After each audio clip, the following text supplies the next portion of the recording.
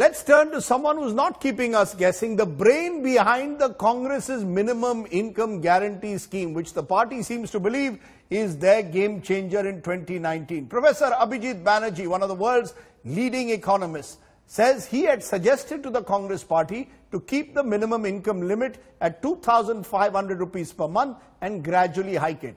Instead, the Congress decided to go hell for leather with 6,000 rupees per month. Dr. Banerjee was speaking exclusively to India Today's Rajeev Dubey. Listen in. Congress has consulted you and Professor Rajan as well. What really was your involvement and what was your recommendation as far as this scheme is concerned? To what extent have those been implemented, and where does it stand right now? How much of that, of what you had suggested for MIG has been recommended?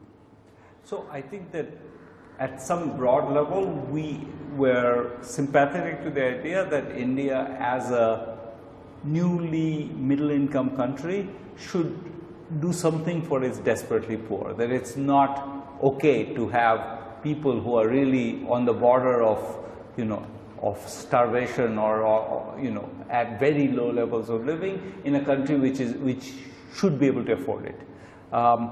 Beyond that, I think the details of the scheme, I don't think this is necessarily anybody else's view, but my view was that they should have gone slower, that it would be easier to create the fiscal space if they went slower.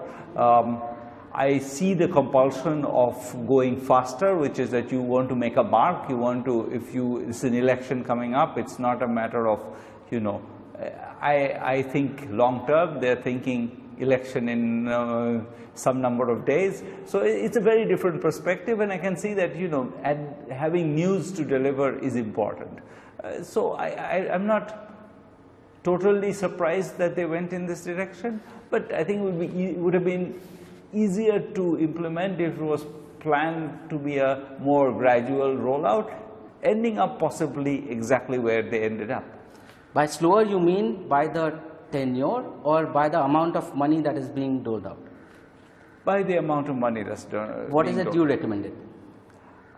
I would have thought that going with 2,500 or 3,000 would have been a good start. So you recommended 2,500 and they decided 6,000 per month? Is that what you're saying? I wouldn't say that. I don't think I recommend things. I was more saying, if you did this, you would get, this is how much it would cost. I was doing the costing of it, and they went with a bigger number. Your cost was what was manageable as far as the fiscal is concerned? I was a bit more conscious of the fiscal constraints in saying that. I do think that either way, we have a fiscal challenge. Even if you didn't do this scheme, I think our interest rates have been telling a consistent story, something we emphasize in the book, which is that the interest rates are unsustainably high, and that reflects whatever magic we do with our budget numbers, a high level of deficit at the state and federal level, plus hidden borrowings of all kinds of, or not hidden, but not non-budgetary borrowing, off-budgetary borrowings of all kinds of government organizations. All of that it's unsustainable whether or not this scheme is being proposed. We have to think of something to do about it.